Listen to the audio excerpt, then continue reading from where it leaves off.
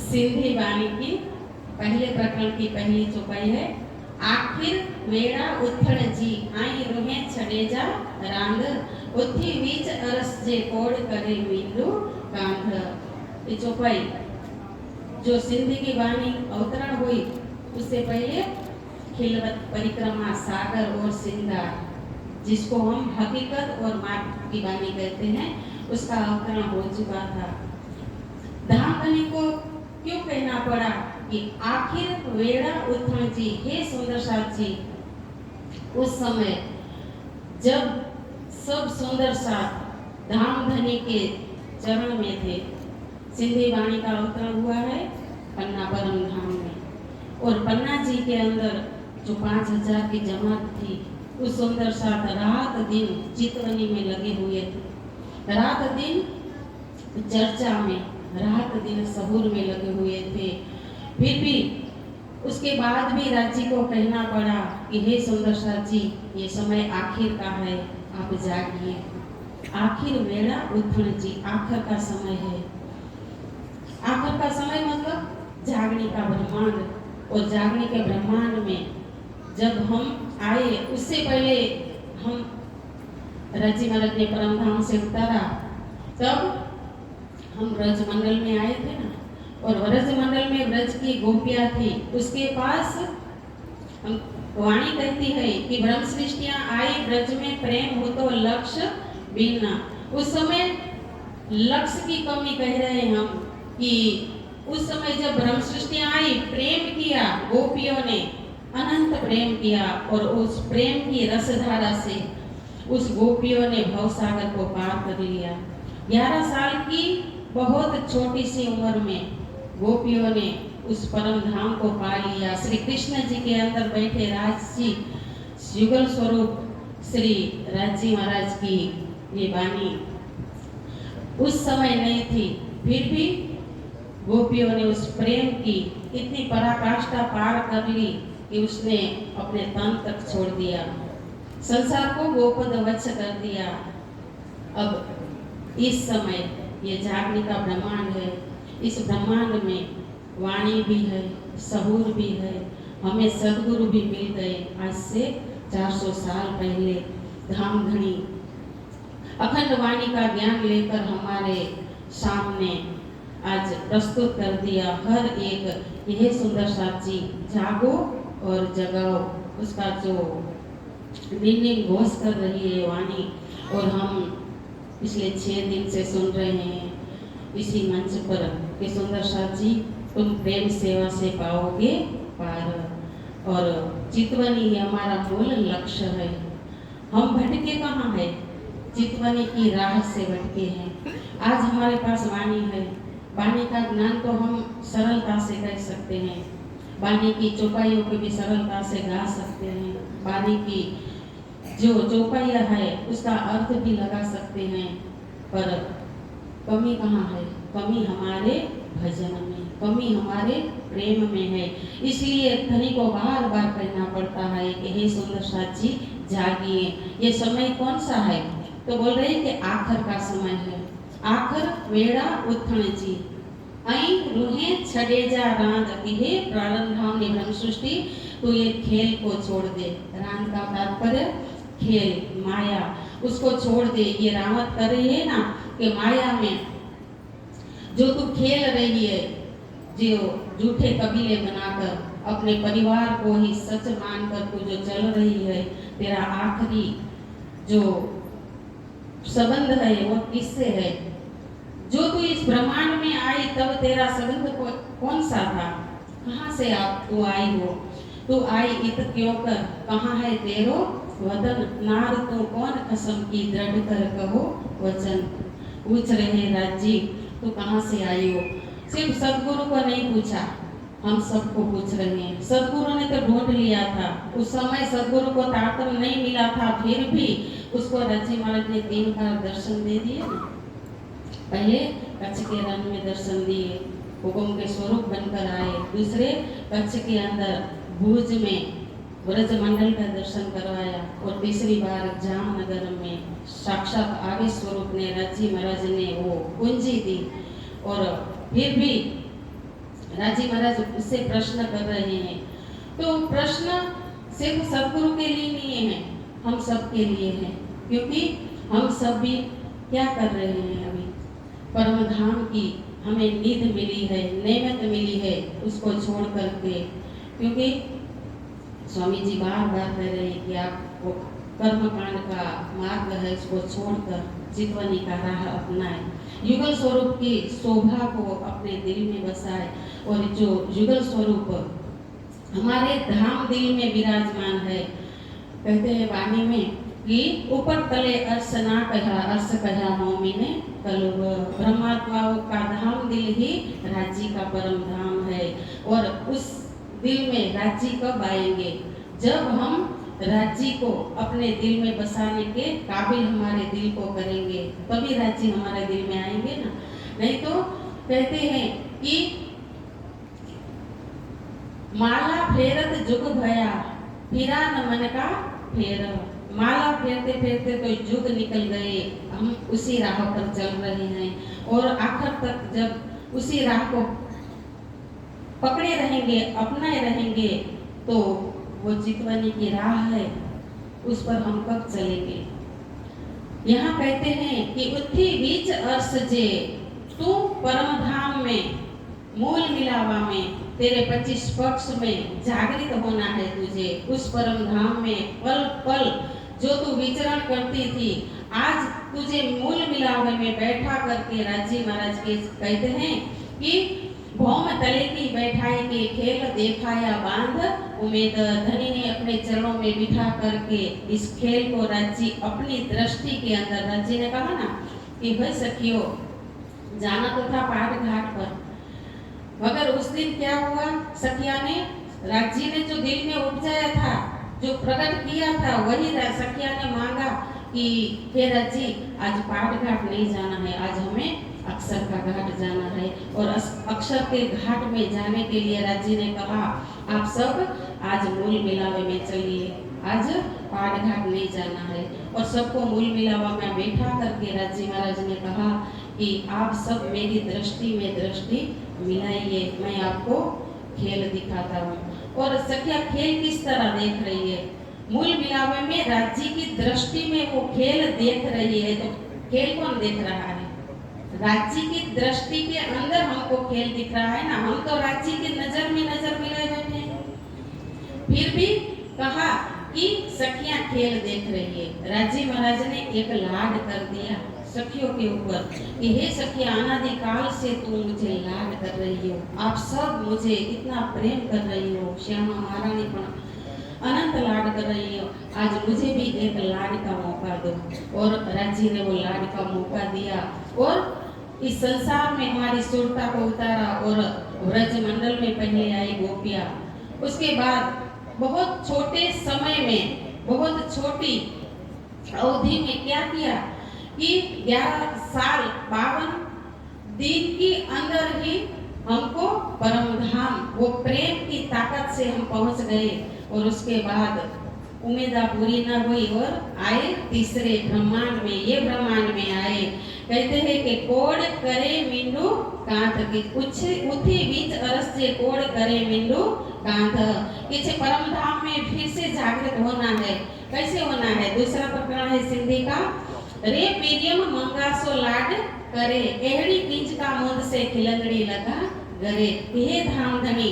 यहाँ भी कहते हैं कोड़ करे मिंडू कांध, कहते हैं कि हे धाम धनी, परम धाम में जब हम थे तो पल पल हम परम धाम 25 पक्ष में विचरण करते थे, परम धाम 25 पक्ष हमारा था और आज भी परम धाम हमारा है। कहते हैं ना कि हम तो इत आए नहीं तो खेल हुआ क्यों कर, हम यहाँ आए नहीं है, परम धाम में बैठे हैं तो परम धाम में बैठे बैठे खेल देखते हैं। पर यहाँ जैसे हमें परम धाम से ये खेल दिख रहा है, मगर यहाँ से यही दृष्टि तो यही है ना, सुरता तो यही है ना, तो यहाँ से हमें परम धाम दिखना चाहिए ना, तो क्यों नहीं दिखता है हमें।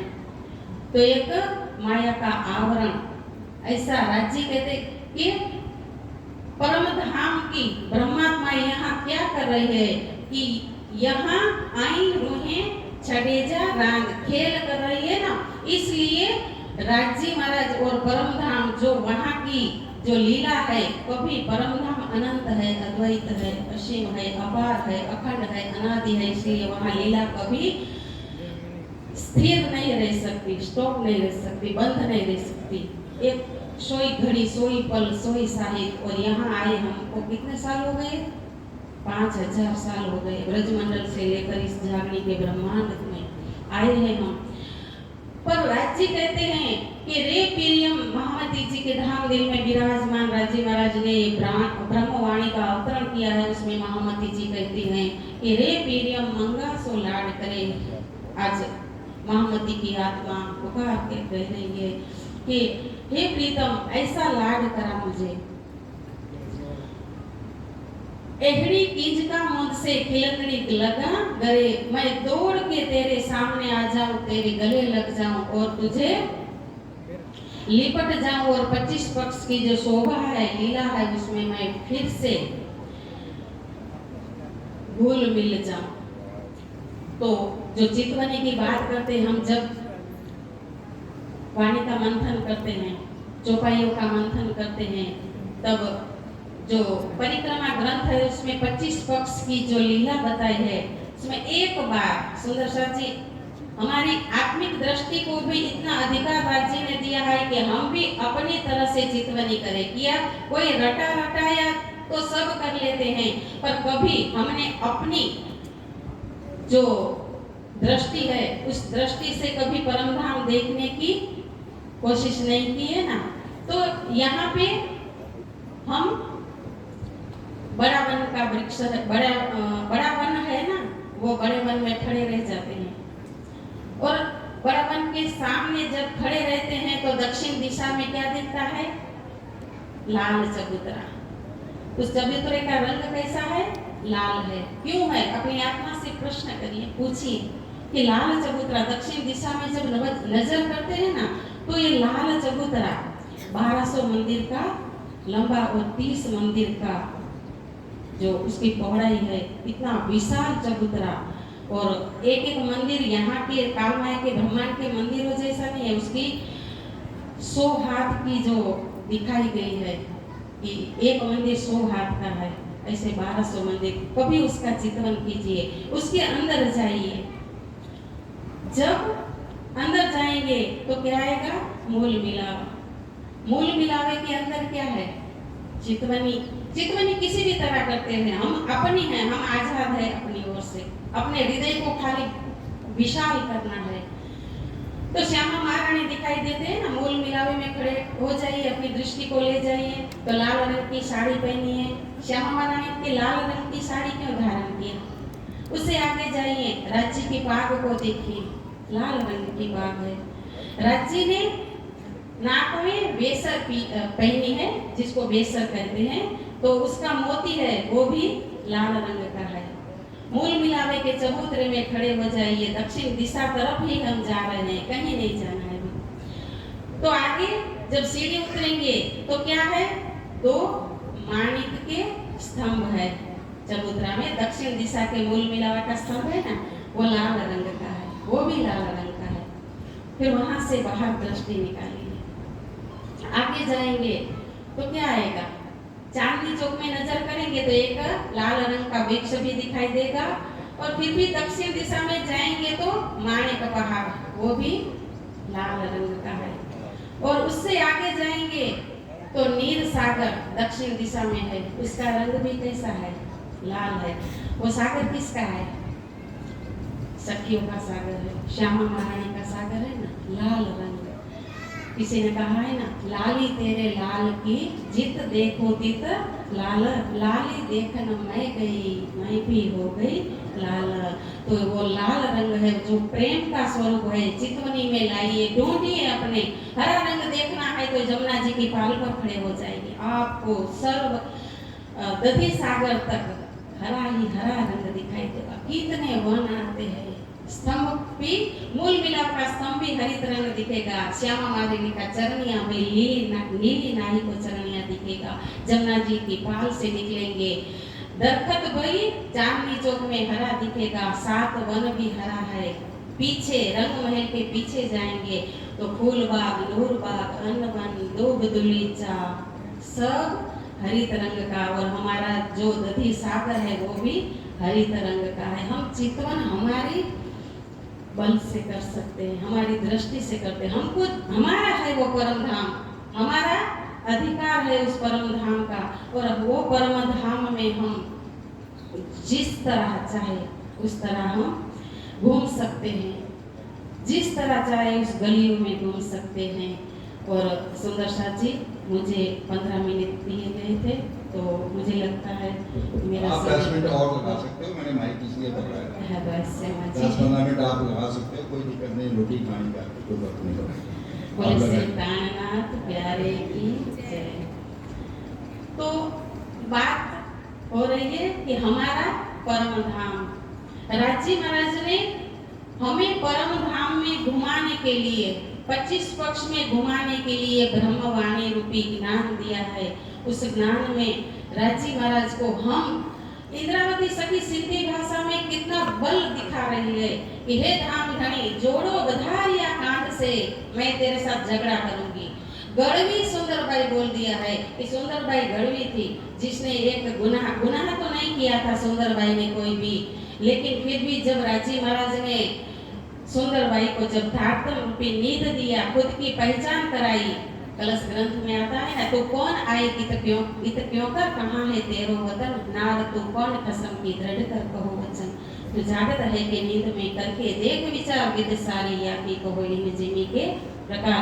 उस प्रश्नों का जवाब में सदगुरु देवचंद्र जी महाराज को 25 पक्ष परम धाम, श्री ब्रज मंडल, श्री रास मंडल और श्री परम धाम की जो नेमत थी, जो नींद थी, वो पल पल उसको चितवन में दिखाई दी। सदगुरु भी चितवन करते थे। शुरू में बचपन से सदगुरु ने चितवन किया है, और चितवन का बल सुंदर साथ जी हम जानते हैं कि कितना है। जो चितवन में खुद की समझ नहीं थी, खुद की कुछ भी, जो हम कहते हैं कि उसके सदगुरु निकले थे तो क्या लेकर निकले थे, मैं कौन कहाँ थे, आया कहाँ है मेरो वर्था, किसी भी बात की सुध नहीं थी। उस सदगुरु ने ध्यान के चितवन के माध्यम से उस राज्य को पा लिया, उस परम धाम को पा लिया, और राज्य महाराज से जो उसे नींद मिली, उसके माध्यम से उसे क्या प्रश्न उस दिल में प्रकट हुए, मैं कौन कहाँ थे, आई या कहाँ है मेरो भरथा, पता चल गया। लेकिन अब राजी महाराज ने कहा कि तुझे परम धाम की जो 12,000 रणप्रिया तेरे साथ आई है ना, उसको जगाना है। तो उसके बल से क्या किया, उसने पत्र लिखे, कितने 69 पातियां लिखी, और राजी के चरणों में रोज रखने लगे। लेकिन राजी को और ही लीला करनी थी ना, तो राजी ने एक भी प्रश्न का जवाब नहीं दिया। जब श्री महाराज ठाकुर 12 साल 2 महीने और 10 दिन की उसकी उम्र हुई, उस समय श्री गोवर्धन भाई जो उसके लौकिक भाई भी थे और परम धाम की भ्रमात्मा भी थी, गुणवंती की वासना थी, और महाराज ठाकुर जिसके तन में इंद्रावती की आपन बैठी थी, वो आए और पहली बार अपने सदगुरु के चरण में प्रणाम किए ना, तो उसके छोटी सी जेब में से 12 साल के बच्चे की उम्र कितनी, उसका वो कुर्ता होता है कितना होता, उसका जो जेब होता है कितना होता है, उनमें से 69 पातियां प्रकट हुई, और राजी महाराज ने उस 69 पातियों के माध्यम से सदगुरु देवचंद्र जी महाराज को जवाब दिया और कह दिया कि तूने एक गुनाह कर दिया है। कौन सा? तो सदगुरु क्या लिखते थे उसमें पता है? जागनी कब होगी, कयामत कब आएगी, बस 2 ही प्रश्न थे। और उस प्रश्न के जरिए उसको गुनाह लगा कि तू कौन कहने वाली है, गुनाह तो तूने भी परम धाम ने किया है ना, खेल तो तूने भी मांगा है, सखियों ने मांगा है। जब मैंने तुझे कहा था कि हे श्यामा महारानी, सखियों को समझा दो कि खेल देखने जैसा नहीं है, तब श्यामा महारानी ने कहा कि राजी मुझे भी दिल में इच्छा तो हो रही है, मुझे भी जानना है, इसलिए तूने मांगा है, इसलिए जाननी तुझसे नहीं होगी। ये प्रश्न का जवाब राजी महाराज कहते हैं कि मैं नहीं देने वाला हूँ। और जिसे जागनी करवाऊंगा ना, इंद्रावती के तन से जागनी होने वाली थी ना, तो उसके अंदर मैं विराजमान होऊंगा। और उसी बल से इंद्रावती सखी इतनी चतुराई से कहती है कि मैं प्रजाति मातवा थी पण हूँ डरू છું શું કામ તો કે તે સુંદરબાઈ ઉપર રાજી મહારાજ તમે સુંદરબાઈ प्रणाम सुंदर साची गुजराती भाषा आ जाती है, मैंने पहले ही क्षमा मांग लिया था। तो उनतर पातिया तो जो दी थी ना, तो उनतर पातिया में उसका जवाब श्री महाराज ठाकुर के जेब से निकला। और उसके बाद अब कहती है महामती कि हे राज्य, अगर आप यहाँ प्रकट नहीं होंगे तो अब हमारा जो झगड़ा है ना वो आगे बढ़ने वाला है। मैं छोड़ने वाली नहीं हूँ, क्योंकि अब मैं पूरा मेरा अधिकार लेके रहूंगी। जो अधिकार मेरा पहले से है, मैंने बहुत दुख देख लिए, श्यामा महारानी ने पर बहुत दुख देख लिए, बहुत तकलीफें सहन कर ली, पर अब नहीं राज्य, अब तो मेरा ये सिंधी भाषा है ना सुंदर साहब जी, उसको उपसंहार कहते हैं। तिब्बत परिक्रमा सागर श्रृंगार के बाद ये सिंधी वाणी का अवतरण हुआ है। सिंधी वाणी है, उसमें राज्य को कभी आप नहीं कहा है इंद्रावती ने, वो तू ही तू, मैं को हटा दिया है। सिंधी वाणी है, बहुत गहरी वाणी है।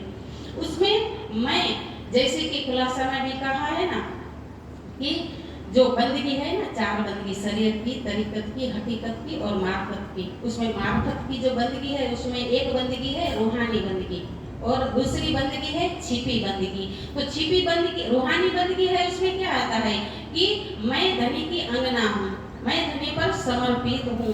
मगर जब छिपी बंदगी आती है, बातिनी बंदगी, उस बंदगी में तू ही तू होता है, वहाँ मैं हट जाती है। और वो सिंधी भाषा, सिंधी वाणी में आपको उसका दीदार होगा, उसका दर्शन होगा। इसलिए सिंधी ग्रंथ जो है बहुत ही मार्मिक ग्रंथ है, उसको समझना। क्योंकि यहाँ तू है, इंद्रावती खुद मिट गई है, श्यामा महारानी खुद मिट गई है, यहाँ एक राज्य ही राज्य बचे है और कुछ भी नहीं है। ये हमें सिंधी वाणी सीख देती है। और बस इसी शब्दों के साथ मैं चौपाई दोहराऊंगी और अपनी वाणी को विराम दूंगी। सुंदर साहब जी, आखिर बेरा उथण जी, आई रूहे छड़ी जा रांद,